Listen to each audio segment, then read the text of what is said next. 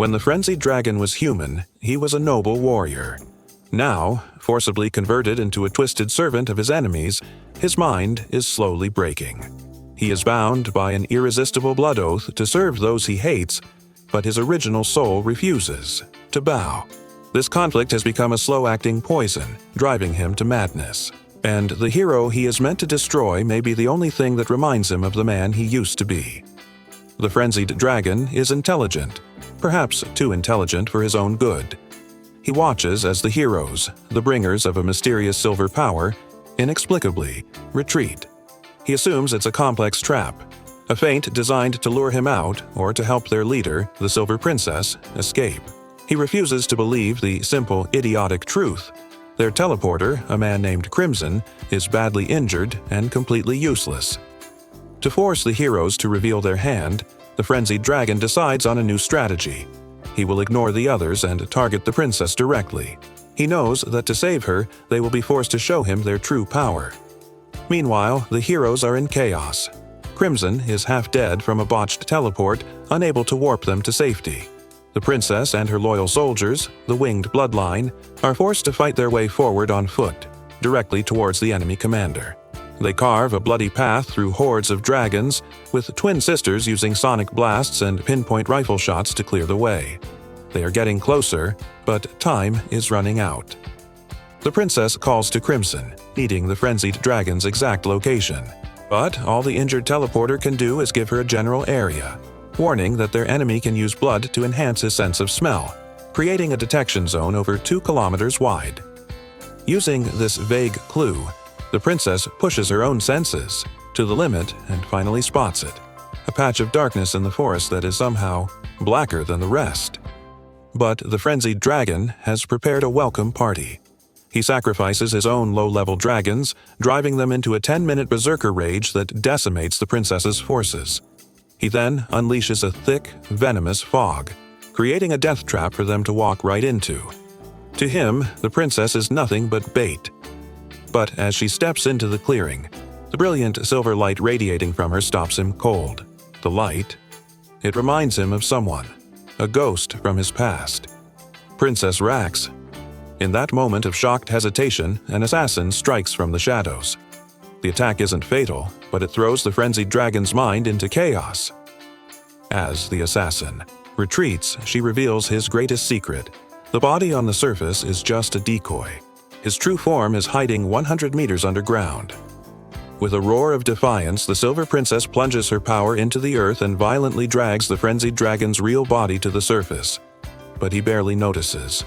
He is lost in a memory of Princess Rax, the monarch from his human life. A proud woman who dreamed of becoming king and needed his strength to achieve it. He doesn't understand why this Silver Princess looks and feels so much like the queen he lost so long ago. Her light is intoxicating, filling the hollow void of his memory with color and warmth. His trance is broken by the sudden arrival of another high-ranking dragon. The entire forest erupts as its true master, an ancient and powerful forest dragon, awakens, throwing the battlefield into chaos. The shock of it all finally makes the frenzied dragon realize how strangely he has been acting. When the fighting dies down, he deliberately lies to his ally, telling him not to attack the forest where the princess is hiding. He questions himself. Why did he feel joy at her power? Why was he disappointed by her inexperience? Why was he prioritizing her over his actual mission?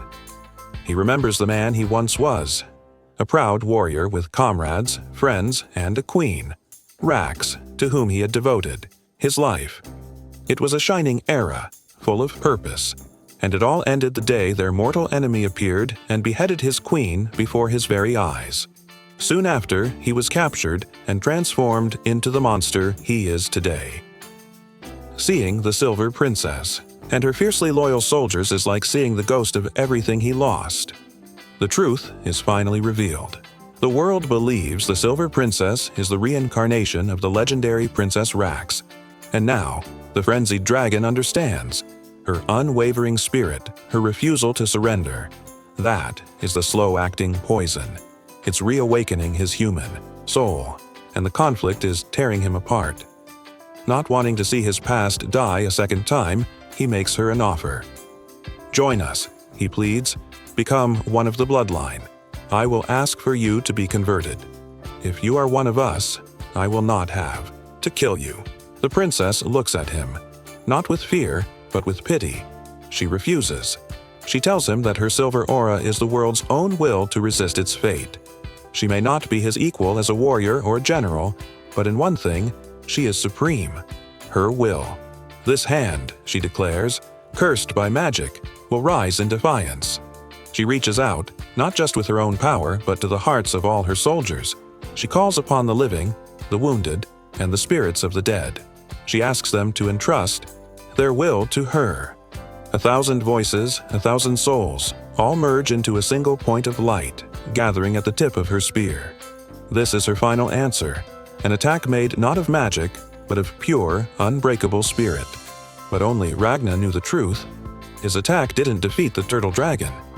To survive the initial blow from the princess, the beast had initiated a self-destruct sequence.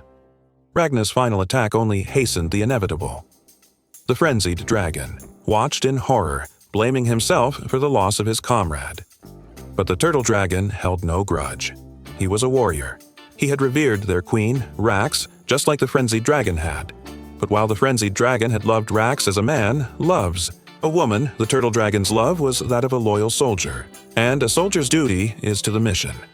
He looked to his commander for his final order. With tears of grief streaming down his face, the frenzied dragon gave the command he never wanted to give: detonate. The turtle dragon would sacrifice himself, taking the enemies of his god with him in an explosion that would scorch the earth for 1,000 miles. Only Ragna stood in the way, a lone warrior against a miniature sun. With him was his Lamy companion, screaming that it didn't want to be turned into roasted jelly. But their combined power wasn't enough. The weapon in Ragna's hands began to crack, unable to contain the sheer force of the silver aura needed to stop the blast. Just as the weapon was about to shatter, a new power joined the struggle. The Silver Princess, having fallen in love with Ragna at first sight, refused to entrust his fate to chance. Her spirit left her body, manifesting beside him as a being of pure energy. She poured her power into the weapon, reinforcing it, strengthening it, allowing Ragna to unleash even more of his power. But the turtle dragon's dying will was strong, and the explosion continued to push them back. Refusing to surrender, Ragna finally unleashed the true power he had been hiding. A second silver sword, one that existed within his very soul, erupted with immense energy. For the first time, he wasn't fighting alone, with the princess as his support. A blazing heat filled his chest. Together, in perfect sync, they pushed back the blast, finally containing the catastrophic explosion within a tomb of magical ice. In that moment of shared power, the princess saw it. She saw a vision of Ragna's future, the one he came from. A future where he achieved this incredible strength, but was completely alone, unable to save anyone he cared for. She understood the source of his power and his pain. As Ragna thanked her for the help, she looked at him with tears in her eyes. "No," she said, "thank you." She promised that from now on she would walk with him. She would never let him return to that lonely, tragic future. Music swells, then cuts abruptly to silence. A new, terrifying track begins. Narrator. With the turtle dragon gone, the teleportation circle was finally clear. The heroes were safe. Victory was theirs. But as they basked in their relief, a shadow fell over the battlefield. A presence so powerful, so terrifying, it made the previous battle feel like a child's game. The claw dragon had arrived. In a single, horrifying instant, before anyone could even react, he was in front of the Silver Princess, and with a flash of his claws, her head was severed from her body. Ragna froze. The world went silent. The warnings he had received about this monster, warnings he had forgotten in the heat of battle, came flooding back. The claw dragon is a genius of pure violence. A warrior so gifted that as a human, he once disarmed a god with his bare hands. He is the master of the world's 8 strongest demonic swords, the 6 claws and the twin fangs. All strategy, all planning, is useless before him. But Ragna didn't care. The promise the princess had just made to him, the hope she had given him, was now a mangled corpse at his feet. A singular, blinding rage consumed his mind, his soul, his entire being. He pushed his power far beyond its limits, his body screaming, in protest as he charged the unbeatable foe. But it was no use. His body, already pushed to its breaking point, gave out. He collapsed, utterly spent. When Ragna next opened his eyes, he saw her. The Silver Princess was standing before him, alive and whole, as if the nightmare had never happened.